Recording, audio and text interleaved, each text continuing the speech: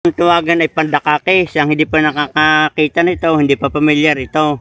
At alam nyo ang benefits nito, kapag ikaw ay natinik at hinigad umalsa ang tinik at malalim, yun yung patuluan ng dagta. Katulad nito, may dagta ito mga kabayan. Yan, oh. Yan dagtang yan, halimbawa may tinik kayo dyan siyang papatulo, dadamihan ninyo. At mamalay-malay ko, after kalahating oras, umaalsa yung tinik sa madaling makuha. At ito naman mga kabayan, ang kanyang bunga. Kapag ating biniyak, kulay-pulay yung buto niyan. At ito yung itinatanim.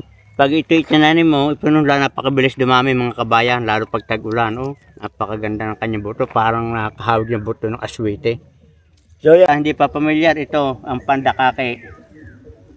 At itong dahon nga pala, ay ito nilalaive din sa, inadarang sa apoy, lalagyan ng langis at natapal sa masasakit ng sasapnan, kasukasuan, o yung ating bukong-bukong, yung tuhod na mga masakit. So yan, anti-inflammation property. Good luck and good health at naway nagustuhan yung video na ito mga kabayan.